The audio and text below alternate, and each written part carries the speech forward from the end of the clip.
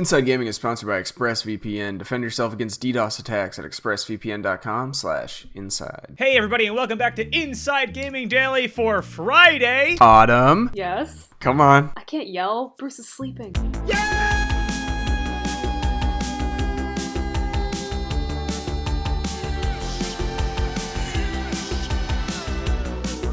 For the control. Yeah, it's Friday, baby. Finally, I can get drunk tonight. And for the 5th time this week, don't worry about me. Well, technically 6th, but that was more of a religious experience. 5th time? Are you going easy this week? That's for rookies, baby. Yeah, you coward. All ever clear. All right, everybody, strap into your seats. It's time for some Inside Journalism Baseball, which coincidentally is our new channel name. We only cover stories about other journalism outlets and baseball. Yeah, it's time to talk about the news biz, baby. And the big headline for Friday is that Kotaku dead. R.I.P. It's all over. Throw some dirt on that. R.I.P. SJW. All I have are these 21 rifles. Can you fire them all at once? Yeah, hold on.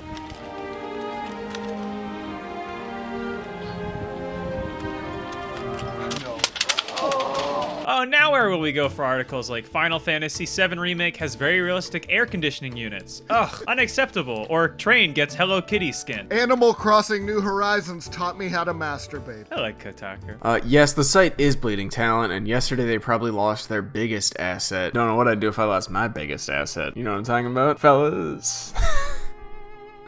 Mahog, friend of the show, and Kotaku's news editor Jason Schreier. Godspeed, our good friend of the show. Everybody's favorite sensitive boy announced yesterday that he's leaving Kotaku after 8 years, which in video game news site terms is basically an eternity. I mean, most of us has only been at this for a year, and it feels like a hellish timeline. My life force has been drained many times over. I'm only 25, you guys. Schreier said he'll take a few weeks off to finish his next book, and then he's going to be doing brand new things at a brand new outlet. He also said he's going to hang out with his kid, which sounds like a nice thing to do at the end of the world. Yeah, I mean, what's the point in writing about video games? It's not that great. Hanging out with your kids, I mean, video games rule. My kids? Mario and Luigi. I'm getting my wires crossed. Which could mean that he's headed to a big news outlet like the Washington Post. They've definitely been building up their gaming coverage over the last year or so. Last year, they introduced an entirely new section devoted to video games and esports, and they wrote a glowing article about Schreier's departure yesterday. Jason Schreier's gonna break Watergate, baby. Let's go. He also said he's gonna start a new podcast with ex-Kotaku colleague Kirk Hamilton and Maddie Myers, who is still there with the company. But yeah, make no doubt about it, gang. This is a big loss for Kotaku because say what you will about this site, and we will, and its tendency to do clickbait and fluff pieces. Hey, no judgment. We might do some of that too. Not my stuff, but the other guy's stuff. Right, but, yeah. But Schreier, he's definitely at the top when it comes to video game news coverage. So yeah, I don't know who we'll go to now when anonymous people want to bitch about their jobs in video games. It's a real hole. Your DMs are open, Brian. Just kind of as like free therapy though, not for breaking a story. Brian's always here to fill a hole, if I know anything about Brian. Guilty. While games media has a reputation for sometimes being too chummy with the industry, Schreier has broken story after story over the years, particularly when it comes to the treatment of its employees. Let's run down the Schreier greatest hits. Yeah, in 2018, he wrote a story about the development of Red Dead Redemption 2, which described the brutal working conditions at Rockstar Games. More recently, he did a similar piece about Naughty Dog and the development of The Last of Us 2. I guess he only covers sequels. Good one. Thank you. But you're wrong! He also did a great story detailing all that went wrong with the development of Anthem and how it all went so horribly wrong. Yeah, his reporting, it does include a lot of behind-the-scenes details that almost nobody else comes up with, and it does get responses from the industry. He did a follow-up story recently talking about how conditions at Rockstar have greatly improved since Jason Schreier got on the case. You know that meme of like the soldier standing over the child's bed with all the knives and hand grenades in his bag? We need that, but with Jason Schreier. Amir, bring it up.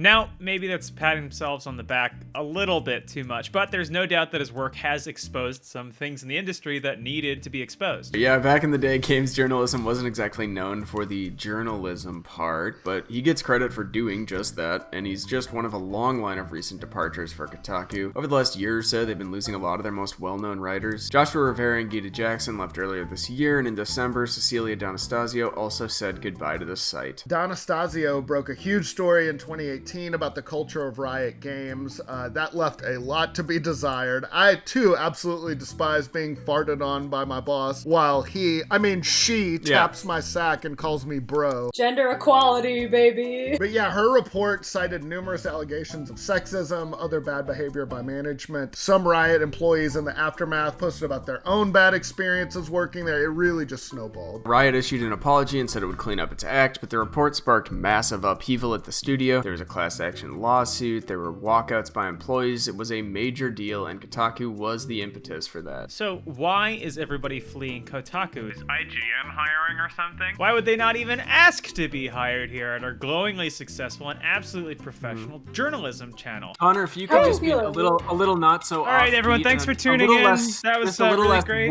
No, we're not done. We're not done. Connor's ignorance towards dance, it's abhorrent. Please heavily utilize air quotes with that one. And we're really good at reading, is I think a big thing about Inside Gaming. Well, there is more backstory to this, but we'll try to keep it brief. Here's the deal. Kotaku, not just a standalone site, it and a number of others like Deadspin, Gizmodo, Jezebel, and others used to be part of an online company called Gizmodo Media Group. That was formed out of the ashes of Gawker Media, which filed for bankruptcy after the Hulkster gave them a leg drop in 2016. Gizmodo Media Group was bought by Univision Communications in 2016 after Gawker collapsed. Then last year, Univision, how do you say it? Univision sold them to a private equity firm called Great Hill Partners, which combined the Gizmodo Group and The Onion into a new company called Geo Media.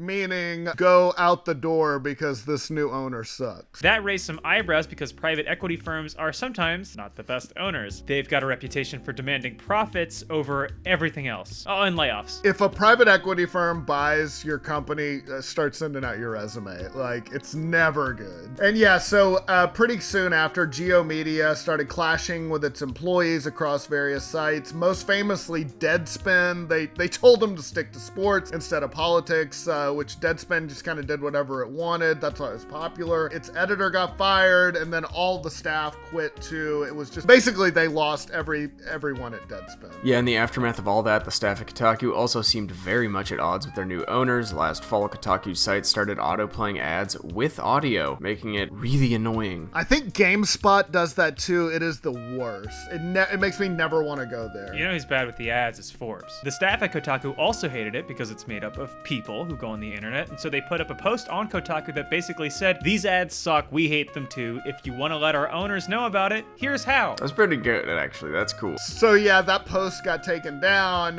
from the Kotaku staff, and it seemed like in the aftermath, they got punished or reprimanded over the whole thing. They all started tweeting very dramatically about the whole thing, like last fall. And Schreier has publicly spoken out against the new management in the past, and he did so again in his farewell post yesterday. He said, these hoes. He wrote, "When I think about what happened to Deadspin, bile builds in my throat. After October 29th, 2019, it became clear to me that I could not work at this company for much longer." He sent up the Schreier signal. "I am looking for work." And 6 months later, someone answered. He also told the Washington Post that since 2012, we've been through a whole lot of management shifts and resignations and firings and drama. I've been through a lot of cataclysmic shifts because it always felt like through it all, we were guided by people who always cared about journalism, and unfortunately, I'm not sure that's the case anymore. Oh, you got Schreier. Schrei me a river.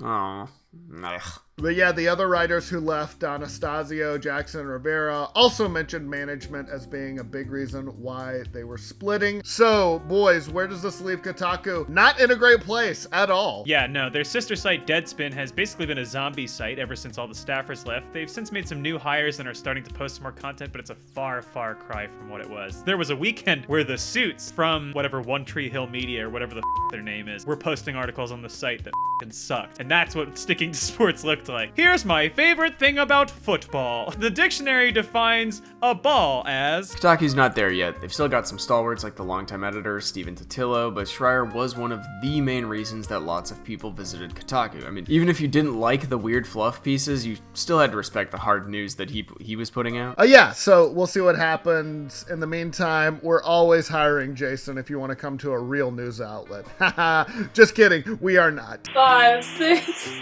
Then 8. If anyone has some spare change, we'll be starting a Patreon soon. Yeah, Brian, that's your job that you're talking about. And honestly, I don't think we could pass up the offer to have to bring on someone that high profile. To get out ahead of any Twitter messages that are of people looking for jobs, the quote was not, "We're always hiring, Jason." It's, "We're always hiring, Jason." One of the oldest video game magazines is in big trouble after its parent company made deep cuts to its staff this week. Yeah, we're talking about Game Informer, which has been around since the early 90s, but it was reported that its parent company GameStop laid off nearly half the magazine's staff. Yeah, that includes the magazine's managing editor and a number of staffers. Very, very sad, yeah. Managing editor Matt Burtz